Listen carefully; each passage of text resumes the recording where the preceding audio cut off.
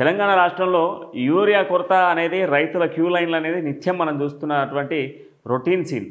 రైతులు ధర్నా చేయడం, లేదంటే ఆ యూరియా సెంటర్లకు సంబంధించినటువంటిది మన ప్రాథమిక వ్యవసాయ క్షేత్రాల వద్ద, కేంద్రాల వద్ద, ఎరువుల కారాగారాల వద్ద పెద్ద ఎత్తున క్యూ లైన్లు కట్టడం, చెప్పులు క్యూ లైన్లో పెట్టడం, లేదనుకుంటే ఆధార్ కార్డులు క్యూ లైన్లో పెట్టడం, వాళ్ళు తెచ్చుకున్నటువంటి చెప్పులో ఏవో ఒకటి క్యూ లైన్లో పెట్టడం, చిన్న పిల్లల్ని సైతం క్యూ లైన్లో నిలబెట్టడం, మహిళలు సైతం క్యూ లైన్లో నిలబడడం, ఇదంతా కూడా మనం రొటీన్గా చూసినాం. ఇప్పుడు ఇంకొక విషయాన్ని చూపిస్తాం మీకు. ఏంది అని అంటే, యూరియా కొరతను నిరసిస్తూ బతుకమ్మ ఆడినటువంటి మహిళలు నిరసన వ్యక్తం చేసిర్రు. ఆ వీడియోకి సంబంధించి ఒకసారి చూడండి.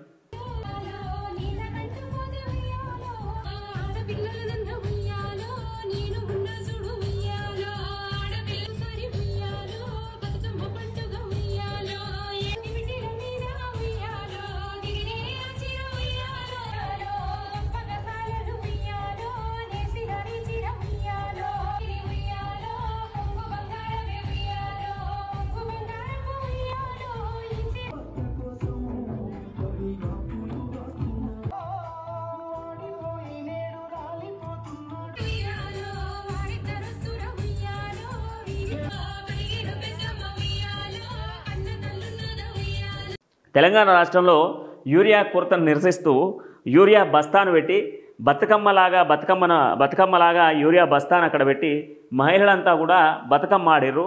ఇది కరీంనగర్ జిల్లా గోపాల్పూర్లు గ్రామం వద్ద యూరియా కొరతను నిరసిస్తూ బతుకమ్మ ఆడినటువంటి మహిళలు నిరసన వ్యక్తం చేసిరంట. రాజీవ్ రహదారిపై రైతులు భారీగా చేరుకొని భారీగా మోహరించి పూర్తి స్థాయిలో కూడా బతుకమ్మను ఆడిరు. వీళ్ళకు మద్దతుగా కూడా బీఆర్ఎస్ ఎమ్మెల్యే గంగుల కమలాకర్ కూడా అడిగి చేరుకొని చూసిండట. రహదారి పైన బతుకమ్మ ఆడిరట. ఎందుకు అని అంటే,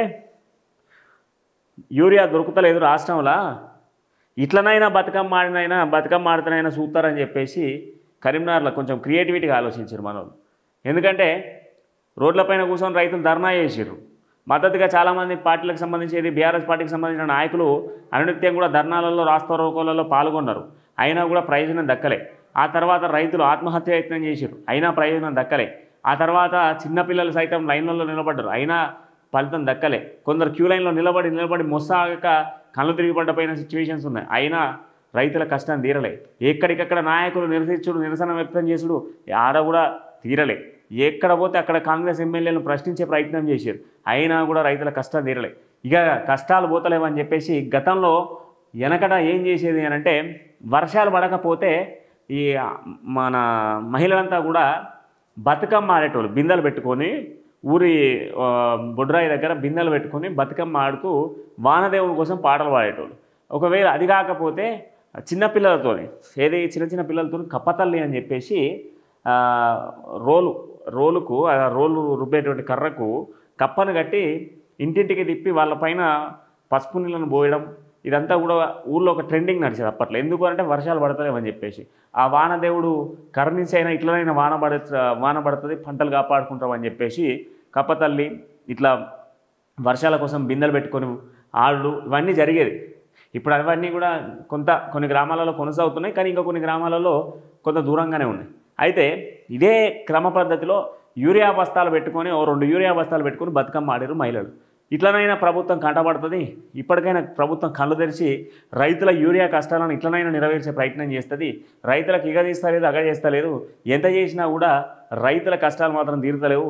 రైతులను నిరసించి రైతులంతా ఆవేదన వ్యక్తం చేస్తున్నారు తప్ప ఇప్పటి వరకు రైతులకు సంబంధించినటువంటి కష్టాలను నెరవేర్చే బాధ్యతలో, రైతుల కష్టాలను తీర్చేటువంటి క్రమంలో ఈ యొక్క రాష్ట్ర సర్కార్ కనిపిస్తలేదు అని చెప్పేసి బీఆర్ఎస్ ఎమ్మెల్యే గంగుల కమలాకర్ వాళ్ళందరికీ తోడుగా నిలబడి మహిళలతో బతుకమ్మ ఆడుతూ ఉంటే వాళ్ళందరికీ సహకరించిన సిచ్యువేషన్స్ కనబడుతూ ఉన్నాయి.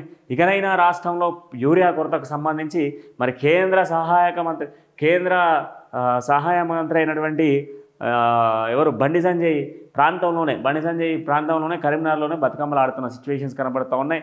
కేంద్ర మంత్రులు ఉన్నా కూడా రాష్ట్రానికి యూరియా వస్తలేదనేటువంటి ఆవేదన కూడా తెలంగాణ రాష్ట్ర ప్రజలు చెప్తా ఉన్న సిచ్యువేషన్స్ కనబడుతూ ఉన్నాయి.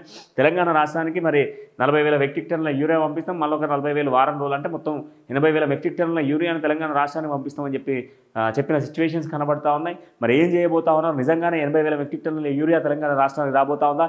ఇకనైనా తెలంగాణ రాష్ట్రంలో రైతులకు సంబంధించినటువంటి కష్టాలు నెరవేరబోతా ఉన్నాయా? రైతుల క్యూ లైన్లు తప్పుతాయా? మహిళల క్యూ లైన్లు తప్పుతాయా? రాత్రనక పగలనక ఎండనక వాననక నిలబడ్డటువంటి రైతాంగానికైనా ఇకనైనా కష్టాలు నెరవేరుతాయా లేదా అనేది వేచి చూడాలి. మరిన్ని లేటెస్ట్ వీడియోలతో మళ్ళీ కలుద్దాం. అంటే చూస్తూనే ఉండండి KMR న్యూస్.